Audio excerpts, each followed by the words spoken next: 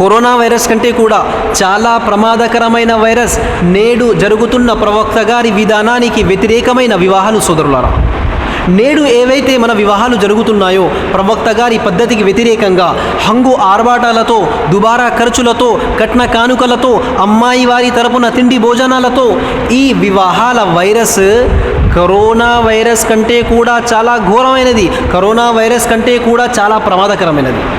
ఎందుకంటే సోదరులారా, corona virus వలన ఇప్పటి వరకు మన తెలంగాణ రాష్ట్రంలో మరణించిన వారి సంఖ్య కేవలం 1000 మాత్రమే. కానీ నేటి మన వివాహాల వైరస్ వలన, మన వివాహాల పద్ధతులను భరించలేక మరణించిన వారు వేలలో కాదు లక్షలలో లభిస్తారు.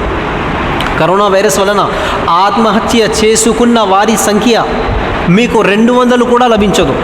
నాకెక్కడ కరోనా అంటుకుంటుందో అనే భయంతో ఆత్మహత్య చేసుకున్న వారు మీకు 200 కూడా లభించదు. కానీ మన ఈ వివాహాల వలన ఆత్మహత్య చేసుకున్న వారు వేలలో కాదు లక్షలలో లభిస్తారు మీకు.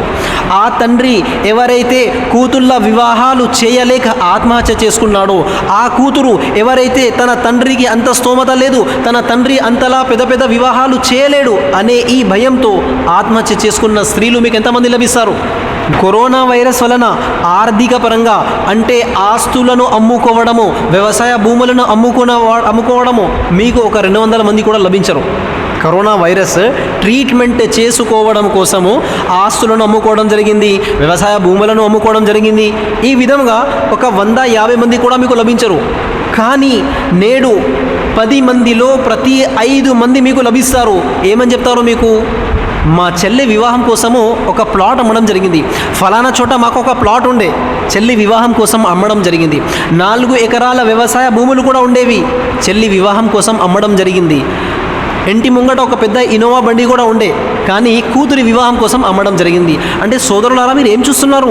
కరోనా వైరస్ కారణముగా మీకు ఆస్తులను అమ్ముకోవడం జరగలేదు, వ్యవసాయ భూములను కూడా అమ్ముకోవడం జరగలేదు. కానీ నేటి మన వివాహాల వైరస్ వలన ఆస్తులను అమ్ముకోవడం జరుగుతుంది, వ్యవసాయ భూములను అమ్ముకోవడం జరుగుతుంది.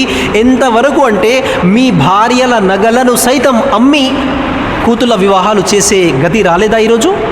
సోదరులారా గమనించండి, కరోనా వైరస్ వలన అప్పుల పాలైనట్టు మీకు ఒక 20 మంది కూడా లభించరు ఈరోజు. కరోనా వైరస్ కారణముగా అప్పు చేయడం జరిగింది, వడ్డీ పైన అప్పులు చేయడం జరిగింది. ఒక 20 మందిని, ఒక 50 మందిని మీరు చూపించగలుగుతారా?